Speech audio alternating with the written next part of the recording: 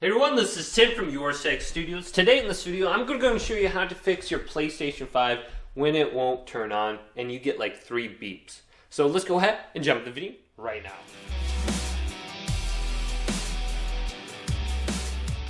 Now the first tip I have for you is actually with your TV. So I have my Samsung TV right here and I'm going to go to the menus. So let's press menu and we're going to look for an option called HDMI-CEC or device link. So let's go down to system right here and select this and then go over to the right and it should be under the settings in here.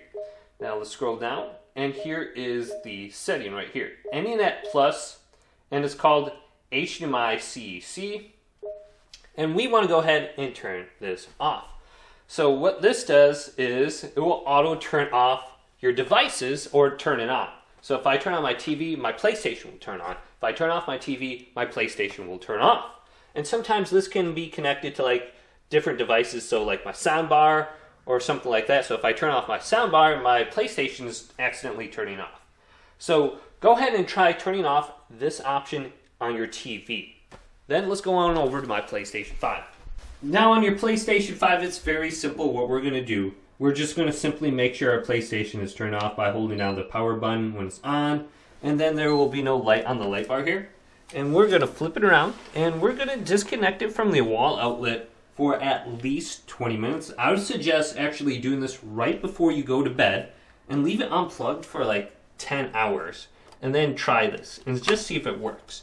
Now, go ahead and plug it back in and flip it around. And go ahead and launch it into the safe mode menu instead of just starting it up. So I got my PlayStation 5 turned around now. And since we have it completely turned off, let's hold down the power button and we will hear that one beep. And then we will hear a second beep. Once we hear that second beep, go ahead and let go. And this will launch into the safe mode menu. Then plug in a USB to the front of the console. And then plug in your controller, just like this. Then you're going to have to press the PlayStation button to operate the safe mode menu with the D-pad. So let's make sure this is on so I can see the blue light.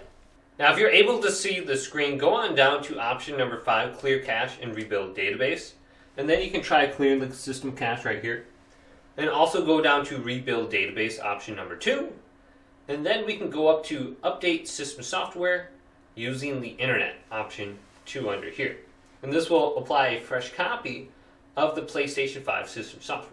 So hopefully this video did indeed help you out. Did, don't leave a big thumbs up and subscribe to my channel down below for more tech videos coming up next on YourSixStudios.